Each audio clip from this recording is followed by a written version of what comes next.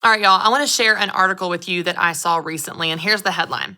Americans are hoarding cash. Savings rate hits its highest level since 1981. Now, I think we can all come to the conclusion of why this is happening with the pandemic and the economy, but this is a really important topic in light of what we're talking about when it comes to managing your money. And there's some really interesting principles that I think we can pull out of this new statistic. So here's the opening line. It says, Americans are so nervous about the state of the economy that they are stashing cash in the bank at a rate not seen since the first year of Ronald Reagan's presidency. Savings rate are up 13.1% in March, up from 8% in February. And this is the highest savings rate since November of 1981. Americans had $2.17 trillion in savings that month. Now, here's what's interesting. The article goes on to talk about how, it's possibly because people are nervous and they're preparing for the next recession, and that might be true. It might be true that we think a recession is coming and we're getting prepared, but here's what I think is going on as well. There is a fear component to this that I think we can learn from. Now, I don't know about you, but I have fear about different things in my life. Fear of, getting rejected so I don't put myself out there, or fear of what someone else thinks so I don't post that thing, or I don't have that hard conversation. Fear something bad's going to happen, and so I, play small and shrink back. And I love to teach you about this idea of pushing past your fear. Do it scared. The antidote to fear is action, all that stuff. There's an important question we have to ask ourselves when it comes to savings or anything in life. When is it fear that we should push past and do it scared? And when is it wisdom? When is that voice inside of us actually wisdom saying, hey, don't go down that path, it's dangerous. Hey, you saw how that decision didn't turn out well. Let's learn from that and not make that mistake again.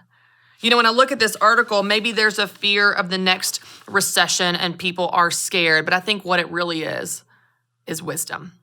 See, we've had this wake up call during the pandemic like nothing we've ever experienced in our generation.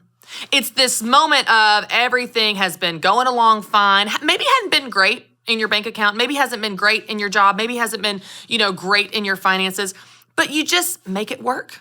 It's familiar. It's a habit. We're used to paying the bills. We're used to spending the credit card. Oh, it's maxing out. So I guess we need to pay it down a little bit. And we, 2 steps forward, 10 steps back. And we're just used to operating that way. We don't question it. We don't consider there could be another way. We're certainly not really interested in the sacrifices required for that better life that might be possible. Like, oh, you mean I have to pay off my debt? Oh, you mean I have to live on less than I make? Like, oh, that sounds hard. That sounds like a lot of work. No, I'm good. I'm good with my credit cards. I'm good with just getting by. I'm good. And then the pandemic hit. And all of our structures, all of the things that we thought made us feel safe, all of the things that we thought were stable, the rug was pulled out from underneath us. And we had this moment of a wake-up call, realizing that bad things can happen. Emergencies can happen. Things that you did not plan for, could have never seen coming in a million years. A job that was previously stable is now having furloughs and layoffs and businesses that are closing. And I'm not saying this to highlight it to bring fear to you that makes you scared or makes you anxious. I'm highlighting it to say we had a wake-up call moment that we can learn from. We had a wake-up call moment that gives us an opportunity to do something different. Until you really have a reason to do something different, you're not going to do anything different. Until something changes in your situation or you change your mind, nothing's going to change. You're just going to keep getting by. You're going to keep living paycheck to paycheck. You're going to keep using the credit cards and sort of paying them down and never paying them off and then spending more whenever you need to because that's how you're used to operating. And one of the things that the pandemic created in our world is a new perspective. It created an opportunity not just to rethink how you live your calendar and think about your to-do list and your commitments and what your normal is. It created an opportunity for you to think about how you manage your money. Because I'll tell you how I used to operate when it came to money. Aside from making mistakes and racking up debt and all of that stuff, which I've talked about, I also used to have this idea, and maybe you have had it too, maybe you still have it, that if you have the money, you can afford it. Well, I have the money, so I can spend it. You go shopping, there's a cute jacket. Well, I've got the money. There was no reason to not buy something if you had the money. Now, here's the really simple conclusion that I think we need to acknowledge if that's the way you operate with your money. If you operate and you live your life with your finances from the belief and the foundation of, if I have the money, there's no reason not to buy the thing, you will never have any money. Let that just sink in your spirit there for a second. If you're managing your money from the perspective of, if you have it, there's no reason not to buy it, and there's infinite things to buy, infinite things you want, infinite things you need. I hear you. I get it. I've been there. But if your only decision-making framework or filter is if the money's physically in your account, then there will never be any money in your account. You will always spend every dime you have because you've got the money. I had this aha moment when I was in my mid-20s. This was when I was paying off my debt and learning a new way to operate to manage my money. It was this aha moment of, just because I have the money doesn't mean I need to spend it. What? That's crazy. Let's sit there. Let's sit there. Let it collect dust or interest or what. Just sit there.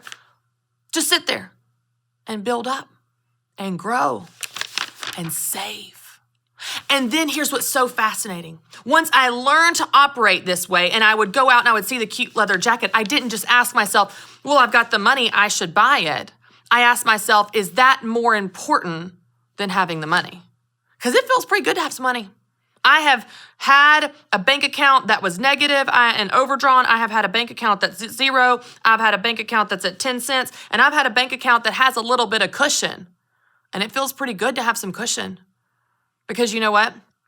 When life happens, and it will, I can't explain the peace of mind that you feel in having that money to take care of you.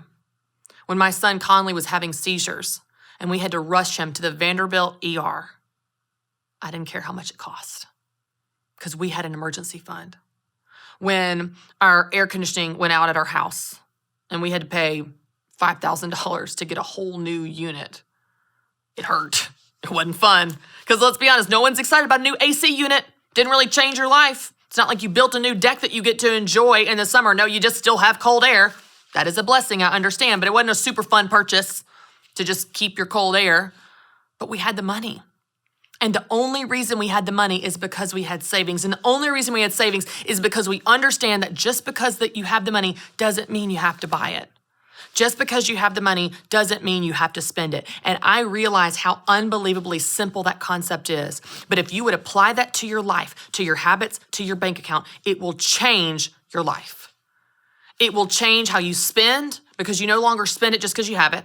It will change your bank account number because those numbers will start to grow. You let that money sit there. It's not even about collecting interest, y'all. This is not a long-term plan. I'm not talking about investments. I'm talking about just having an emergency fund, just having a cushion where your rock bottom isn't zero. Maybe your rock bottom is a different number. That's some cushion between you and life, you and air conditioning units, you and your child having to go to the ER, you and a pandemic and a job loss, having some cushion and an emergency fund. I love how Dave Ramsey says, when you have an emergency fund, it turns an emergency into an inconvenience because you have to transfer the money from your savings.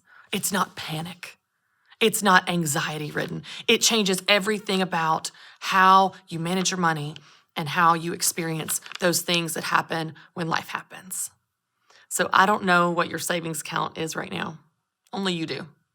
But I want to encourage you to put this simple thing into practice. Let the pandemic be an aha moment for you. Let it be a wake-up call that this is an opportunity to actually save some money, to actually put some money in your bank account, in your regular checking account, in your savings account, in both, and just let that money sit there.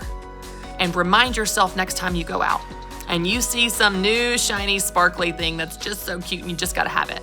Remind yourself that just because you have the money doesn't mean you have to spend it.